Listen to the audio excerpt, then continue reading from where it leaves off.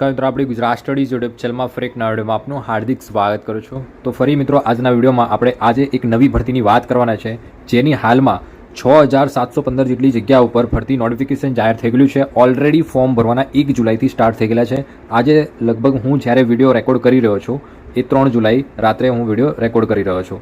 Okay, તો આના માટે કોઈ પણ ગ્રેજ્યુએટ તો ફોર્મ ભરી શકશે. અને બીજું કે સેલેરી બહુ જબરજસ્ત સેલેરી આવવાની છે. બધી જ વાત કરવાની છે નોટિફિકેશન આધારે, તો પ્લીઝ વિડીયોને લાસ્ટ સુધી જોજો. બીજું ખાસ મહત્વનું કે આમાં કોઈ પણ ગ્રેજ્યુએટ ફોર્મ ભરી શકશે. ફરક નથી પડતો કે તમે BA કરેલું છે કે પછી કોઈ પણ નોન બેન્કિંગ સ્ટાફમાંથી ફિલ્ડમાંથી તમે ગ્રેજ્યુએશન કરેલું હોય, બધા જ એપ્લાય કરી શકશે જે લોકો ગ્રેજ્યુએશન કમ્પ્લીટ કરેલું હોય. વધુ ડિટેલમાં માહિતી આગળ મેળવીશું નોટિફિકેશનના આધારે.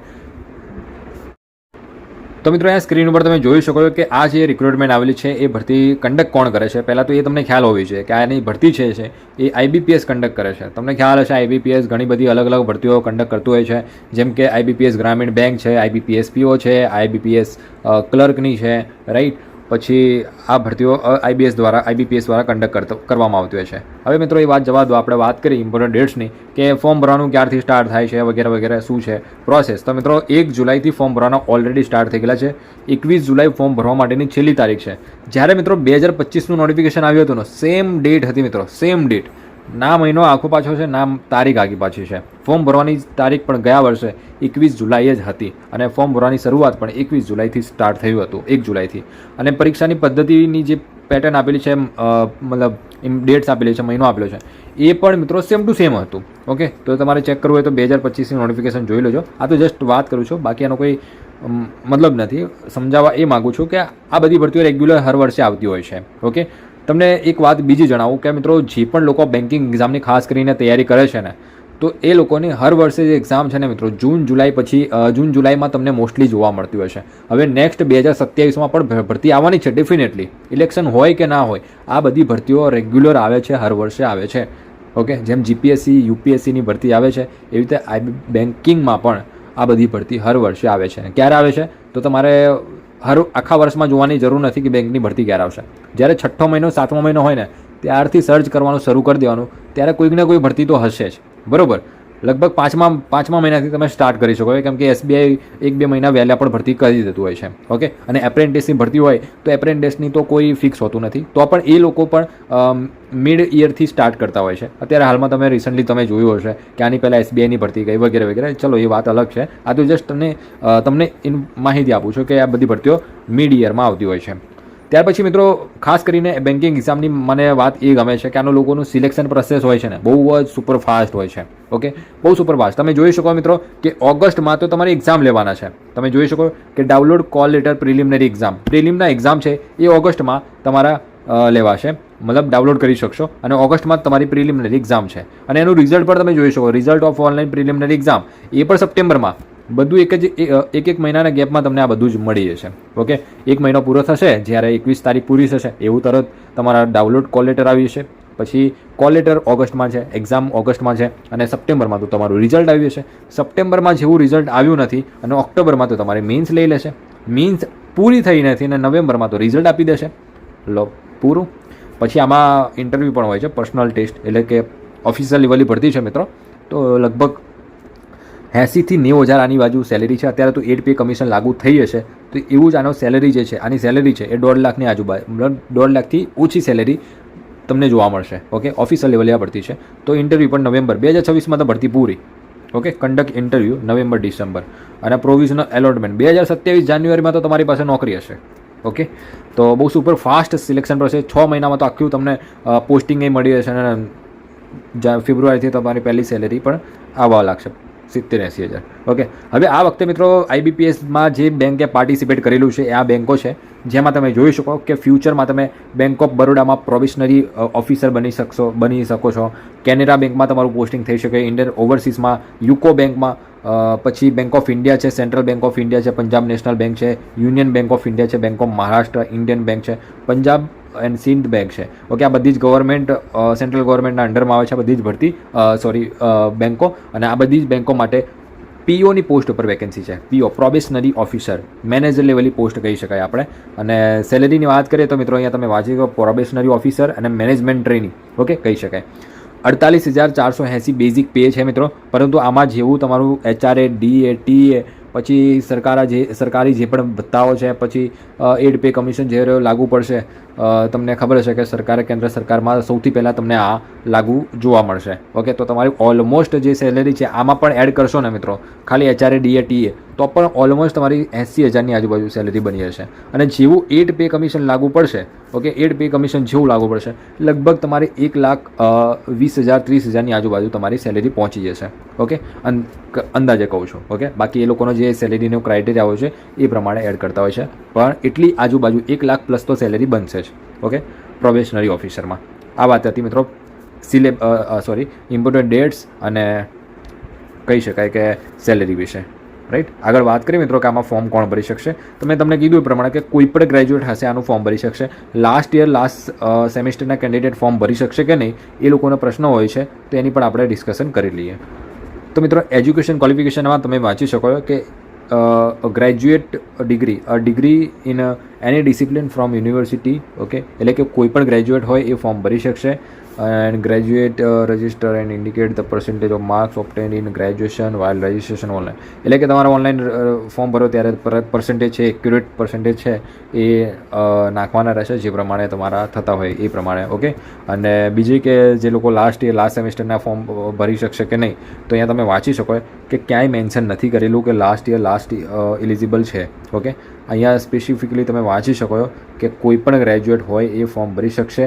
અને બીજી ખાસ મહત્ત્વની વાત એ છે કે 21 જુલાઈ સુધીમાં તમારું ઓનલાઈન રિઝલ્ટ આવી ગયું હોય છેલ્લા સેમનું, તો પણ તમે ઇલિજિબલ છો ફોર્મ ભરવા માટે. ભલે ડિગ્રી ના આવી હોય, ભલે માર્કશીટ ના આવી હોય, ઓનલાઈન રિઝલ્ટ આવી ગયું કે તમે પાસ છો, ક્લિયર છો, તો તમે ઇલિજિબલ છો.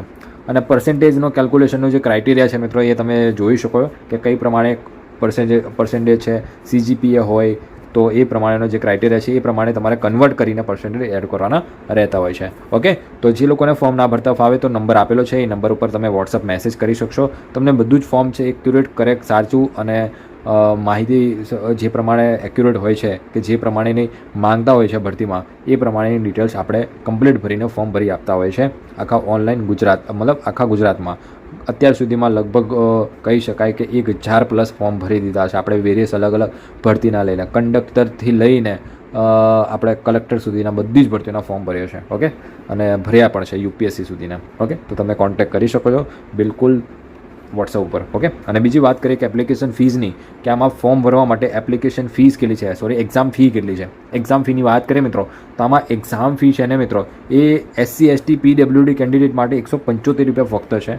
અને 850 રૂપિયા જે બાકીના કેન્ડિડેટ છે એ લોકોને પે કરવાની રહેશે. ઓકે, OBC છે, જનરલ છે, AWS છે, એ બધા લોકોને 850 રૂપિયા છે. ઓકે, હવે પ્રિલિમિનરી પરીક્ષાની સિલેબસની વાત કરીએ કે પ્રિલિમિનરી એક્ઝામનો સિલેબસ શું રહેશે, કઈ ટાઈપનો રહેશે, તો અહીંયા તમે જોઈ શકો કે જે તમારી પ્રિલિમિનરી એક્ઝામ ઓગસ્ટમાં છે ને મિત્રો, ફક્ત 3 સબ્જેક્ટ કરી લો તમે પ્રિલિમિનરી પાસ થઈ જશો. ઓકે, અને પ્રિલિમિનરી એક્ઝામ પાસ કરવી એ ક્વોલિફાઈંગ નેચર છે, એટલે કે આના માર્ક્સ લગભગ મેન્સમાં નહીં ઉમેરાય, ફાઇનલ મેરિટમાં નહીં ઉમેરાય, મેન્સના માર્ક્સના બેઝ ઉપર તમારું મેરિટ બનશે. હવે મેઇન 3 સબ્જેક્ટ છે અને આ 3 સબ્જેક્ટ તમે હાલમાં તૈયારી કરતા પણ હશો, બરાબર.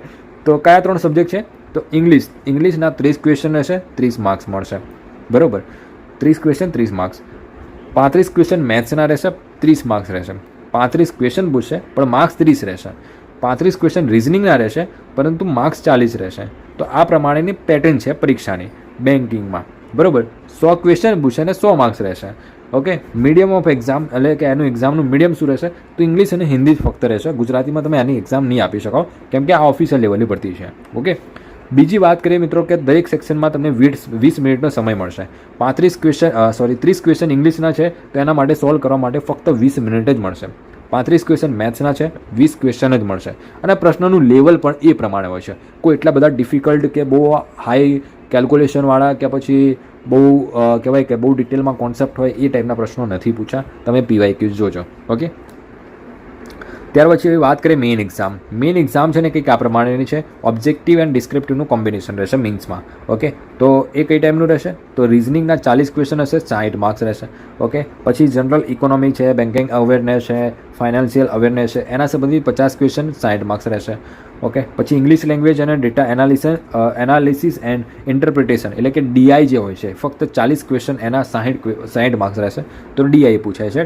ઓકે, કોષ્ટક ઉપરથી જે પ્રશ્નો બનાવે છે ને મેથ્સ રિલેટેડ એ ટાઈપના પ્રશ્નો. તો તમારી મેઇન્સ એક્ઝામ છે ને 170 ક્વેશ્ચન પૂછશે અને 200 માર્ક્સની મેઇન્સ એક્ઝામ રહેશે. ઓકે, 160 મિનિટ તમને સમય મળશે. બીજું આમાં એક પેપર હોય છે ખાલી ફક્ત એસે અને કમ્પ્રેન્સિયનનું એક પેપર હોય છે, એમાં ફક્ત 2 ક્વેશ્ચન પૂછાશે અને એના 25 માર્ક્સ રહેશે. ઇંગ્લિશનું આ પેપર હોય છે, એમાં ખાલી એક એસે અને એક કોમ્પ્રેન્શન એટલે કે ફકરા આધારિત પ્રશ્નો રહેશે. આ 2 પ્રશ્નો પૂછાશે, 30 મિનિટ તમને સમય મળશે. બસ આટલું હોય છે મેઇન્સ એક્ઝામમાં, રાઈટ. પછી હોય છે તમે મેઇન્સ એક્ઝામ ક્લિયર કરી લીધી પછી પર્સનાલિટી ટેસ્ટ હોય છે, ઇન્ટરવ્યૂ હોય છે. ઇન્ટરવ્યૂ પર બેઝિક એટલું કંઈ ટફ ઇન્ટરવ્યૂ હોતું નથી. આમાં બેઝિક તમારા એજ્યુકેશન બેકગ્રાઉન્ડના રિલેટેડ છે, એના સંબંધિત જ મોસ્ટલી પ્રશ્નો પૂછતા હોય છે અને બેન્કિંગ રિલેટેડ તમને કેટલું નોલેજ છે એ સંબંધિત પ્રશ્નો પૂછતા હોય છે, રાઈટ. તો આ હતી મિત્રો ભરતીની સંપૂર્ણ ડિટેલમાં વિગતવાર માહિતી. આના સિવાય તમને કોઈ ડાઉટ હોય ને મિત્રો તો કોમેન્ટ સેક્શનમાં કોમેન્ટ કરીને પૂછજો. બાકી આ જે બધી ડિટેલ્સ આપેલી છે એ કોઈ એટલું ઇમ્પોર્ટન્ટ છે નહીં. હા, તમને વેકેન્સીની વાત કરી બતાવી દો કે વેકેન્સી તમને કઈ બેંકમાં કેટલી વેકેન્સી છે તો એ તમને બતાવી દો. અહીંયા તમે જોઈ શકો છો મિત્રો કે આમાં જે અત્યારે વેકેન્સી આવેલી છે એ કઈ બેંકમાં કેટલી વેકેન્સી છે. તો મેં કીધું એ પ્રમાણે કે 6715 વેકેન્સી આવેલી છે. તો બેંક ઓફ બરોડામાં તમે જોઈ શકો છો કે 1900 વેકેન્સી તો ખાલી બેંક ઓફ બરોડામાં છે. તો બેંક ઓફ બરોડામાં સૌથી વધારે વેકેન્સી છે. પછી બેંક ઓફ મહારાષ્ટ્રમાં 1100 વેકેન્સી છે. 1500 વેકેન્સી તમને કેનરા બેંકમાં જોવા મળશે. બાકીની વેકેન્સી તમે જોઈ શકો, યુકો બેંકમાં કોઈ વેકેન્સી નથી અને યુનિયન બેંકમાં પણ કોઈ વેકેન્સી નથી. તો આ પ્રમાણે તમારી કેટેગરી વાઇઝ તમે વેકેન્સી જોઈ શકશો અને બધી બેંક માટે તમારે ફોર્મ ભરશો ને ત્યારે પ્રિફરન્સ આપવાની રહેશે કે કઈ બેંકમાં તમારે પહેલાં તક જોઈએ છે.